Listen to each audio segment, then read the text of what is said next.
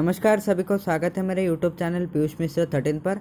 और आज हम बात करने वाले हैं वेद व्यास के महाभारत का जो 48वां विषय है बाज और कबूतर, इसी के बारे में आज हम बात करेंगे। उससे पहले प्लीज़ चैनल को सब्सक्राइब कीजिए। सब्सक्राइब बटन के बगल में जो बेल आइकन है उसको भी प्रेस कर दीजिए ताकि मेरे वीडियोज़ की नोटिफिकेशन आपको बिल्कुल टाइम पर मिल जाए।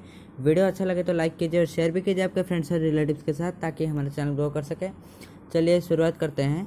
तो ऐसा हुआ कि जैसे हमने 47वें विषय में ही पढ़ा था, ये उसके आगे वाला कहानी है कि युधिष्ठिर पांडवों के साथ सरस्वती नदी, सिंधु नदी, कश्मीर के पास मानसरोवर, ऐसे ही कुछ जगह घूमने के पश्चात वो यमुना के एक पास वाले नदी के किनारे पहुँचे।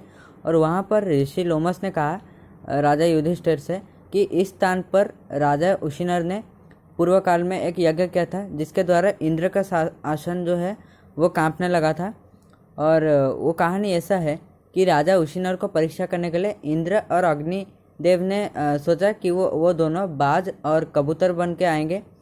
और तभी जो कबूतर है वो बाज से रक्षा पाने के लिए वो जाकर राजा उशिनर के गोदी में छुप गया।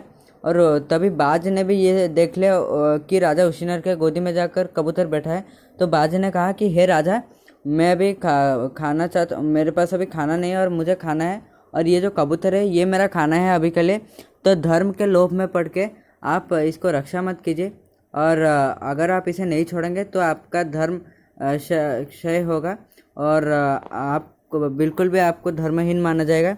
और तभी राजा ने कहा कि ये जो कबूतर है वो प्राण भय के कारण मेरे पास उसने आश्रय लिया है और इसको मैं कभी भी नहीं छोड़ सकता हूँ।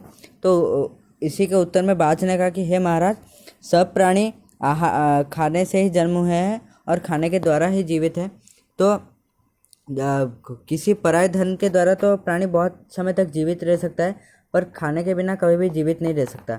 और यदि आप मुझे आज इस खाने से वंचित करेंगे तो इसके कारण मेरा प्राण चला जाएगा और उसी दुख में मेरे पत्नी, पुत्र और मेरे परिवार का भी निधन होगा।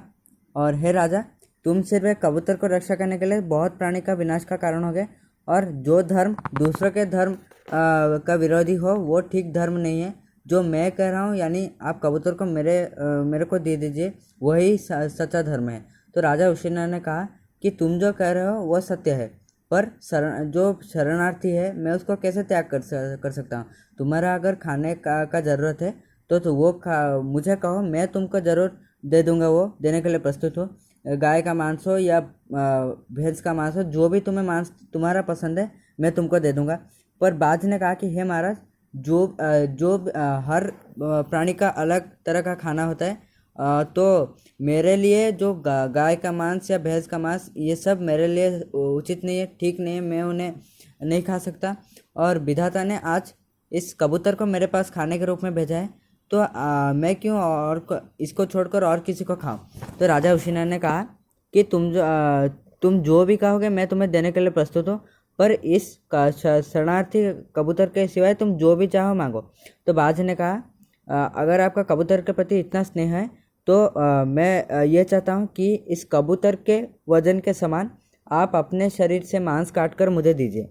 तो राजा उशिनर ने कहा कि ठीक है, मैं अभी देता हूँ। और ऐसा कहकर राजा उशिनर ने एक तराजू लाया और तराजू के एक पक्ष में जो कबूतर है उसको बिठा दिया और दूसरे पक्ष में उनके शरीर से मांस काटकर वजन करने लगे तराजू के दूसरे ओर रखकर।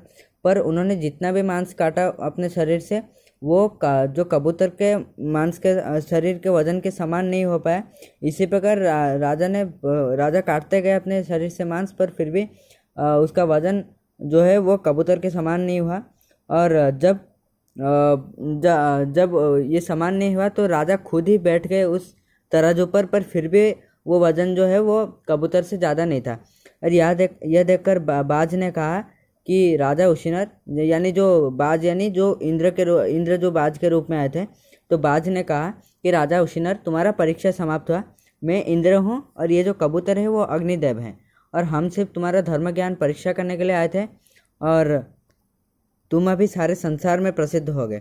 और यही कहकर उशिनर को अपना सुंदर शरीर वापस मिल गया। और इसी प्रकार जो राजा उशिनर का यश है वो चारों ओर फैला और उन्होंने स्वर्ग लाभ प्राप्त किया। उन्होंने स्वर्ग प्राप्त किया। और यही है जो 48वां विषय, बाज और कबूतर। आशा करता हूँ आपको ये जो वीडियो है या ये स्टोरी है बहुत अच्छा लगा होगा। और अगर अच्छा नहीं लगा तो कमेंट्स में बताइए कि क्या मुझे क्या इम्प्रूव करना चाहिए। और अगर अच्छा भी लगा तो कमेंट्स में ज़रूर लिख दीजिए। तो आज के लिए बस इतना ही, मिलते हैं नेक्स्ट एपिसोड में। प्लीज़ चैनल को सब्सक्राइब कर दीजिए, सब्सक्राइब बटन के बगल में जो बेल आइकन है उसको भी प्रेस कर दीजिए ताकि मेरे वीडियोस का नोटिफिकेशन आपको बिल्कुल टाइम पर मिल जाए। वीडियो अच्छा लगे तो लाइक कीजिए और शेयर भी कीजिए आपके फ्रेंड्स और रिलेटिव्स के साथ।